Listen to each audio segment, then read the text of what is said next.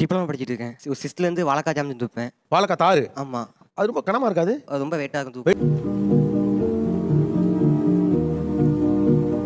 வெயிட்டா தான் இருக்கும். ஆமா. தலைக்கெல்லாம் கிடுக்குன்னு ரொம்ப ஆடி இருக்கும்.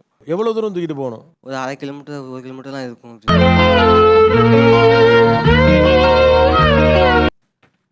இதை தூக்கிக்கிட்டு 1/2 கிலோமீட்டர் போகணும். ஆமா.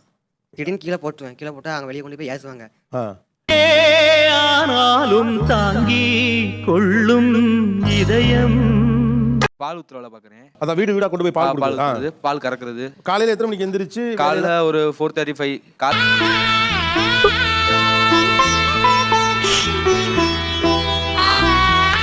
8 வரையும் அப்பா இருக்க வரையும் 8 to 9 தவறுனதுக்கு அப்புறம் இப்போ வளர்க்குறது 10:30 மணி ஆயிரும். இந்த நேரத்துல நீங்க யாரை மிஸ் பண்றீங்க?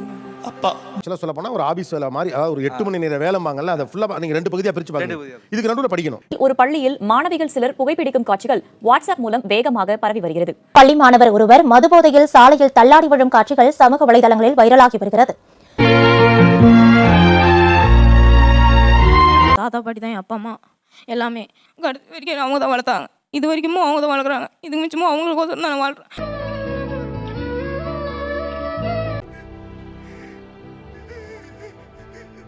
அவங்கள நல்ல நிலைமைக்கு கொண்டு போய் வைப்பேன்.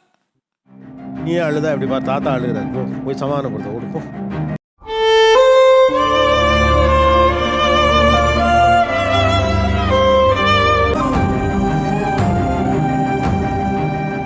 முன்ன பின்ன தெரியாத ஒரு பையனுக்காக கண்ணீர் விடுற அந்த மனசு இருக்க, அதான் கடவுள். தாத்தா நான் அவ்வளோ முடியுமா? எனக்கு எங்க அப்பா அம்மாவை விட தாத்தா தான் ரொம்ப பிடிக்கும். கல் இடத்துல ஆப்ரேஷனு.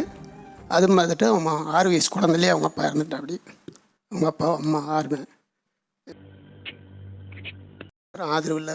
குத்தி கொப்பி நிலம் குத்தி கொப்பி விவசாயம் பண்ணால் அதுலேயும் நஷ்டமே. நீங்களே இப்படி பண்ண எப்படி?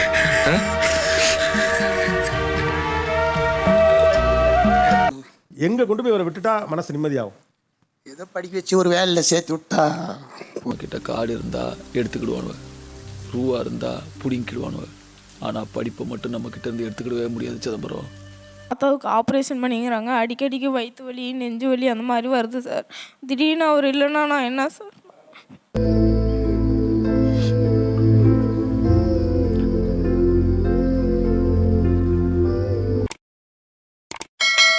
எனக்கு நல்லா புரியுது. ஏன்னா சின்ன வயசுல அம்மா அப்பாவே இழந்திருக்கிறோம். அப்போ யாரும் இல்லாமல் போயிடக்கூடாதுன்னு நினைக்கிறேன். எனக்கு எல்லாமே புரியுது. மனுஷங்க இங்கே எப்படி உயிர் வாழ்றாங்க தெரியுமா? தான் செய்ய வேண்டிய கடமை ஒன்று இருக்குன்னு இருக்கப்ப இறுக்கி பிடிச்சிப்பாங்க உசுரை. உங்களை மாதிரி மனுஷன்லாம் இருக்கனாலதான் கொஞ்சமாச்சும் மழை பெய்யுது. என்ன மனுஷன் எப்படி ஒரு சின்ன பிள்ளை எனக்கு வேணுமா அப்படி கூட கேட்க மாட்டாங்க. ஒரு சின்ன பிள்ளை எப்படி மனசுக்குள்ள நினைக்கிறேன் தெரியல சார். ஆனா அது கேட்க மாட்டாங்க.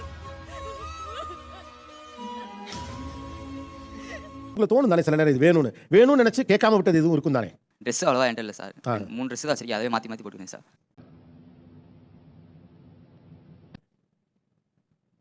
ஆனா வாங்க முடியாது கூட போட்டுமியா, தப்பு இல்லை.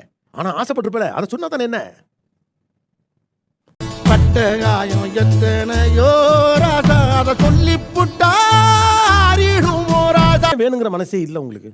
சின்ன வயசுலேருந்து எதுவும் கேட்டதில்லை சார். அதனால அது இப்போ பழையிடுச்சு சார். யாருக்கெல்லாம் பணம் இருக்கும் அவனுங்கெல்லாம் அழகா நினைச்ச வாழ்க்கையை வாழலாம்.